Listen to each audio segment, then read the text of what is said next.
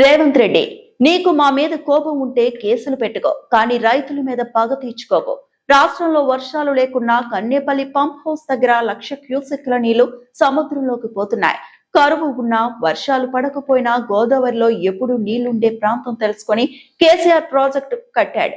కన్నేపల్లి ప్రాజెక్టులో 2 పంపులు ఆన్ చేస్తే కాళేశ్వరం ప్రాజెక్టు వల్ల రాష్ట్రమంతా నీళ్లు పారి సుభిక్షమవుతుంది.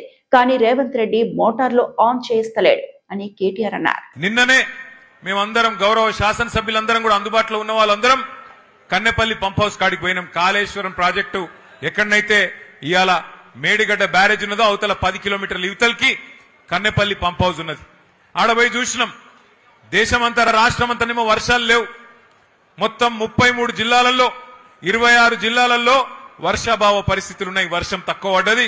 రైతు మొగులు దిక్కు చూస్తున్నాడు. కానీ అక్కడ పోతే 1,00,000 క్యూసెక్కుల నీళ్లు కిందికి పోతున్నాయి.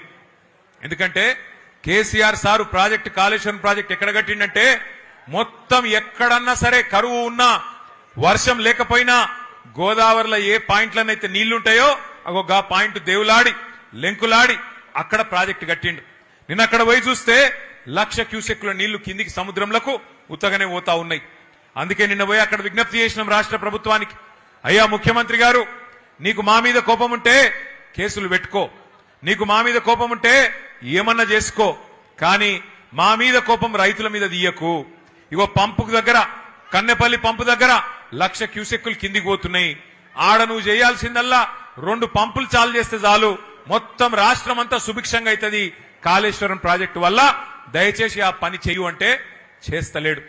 ఎందుకంటే ఆయనకు తెలుసు, ముఖ్యమంత్రి గారికి ఆయనకు తెలుసు, నీళ్ళు ఇచ్చినావనుకో యూరియా ఇయ్యాలి, మరి యూరియా ఇస్తే పంట వండుతుంది, పంట వండితే మరి మళ్ళా పంటలు కొనాలి, పంట కొంటే మద్దతు ధర ఇయ్యాలి, మద్దతు ధరిస్తే మళ్ళా బోనస్ ఇయ్యాలి. ఇక సప్పుడేక ఈ లొల్లెంత ఎందుకు, నీళ్లు లేకపోతే ఏ లొల్లి లేదన్నట్టు ఇవాళ నీళ్లు ఉండి కూడా పంటలను ఎండబెడుతున్నాడు, రైతులను ఇవాళ తొక్కుతున్నాడు ఈ రాష్ట్ర ముఖ్యమంత్రి రేవంత్ రెడ్డి. కోసం మా ఛానల్ ని సబ్స్క్రైబ్ చేయండి.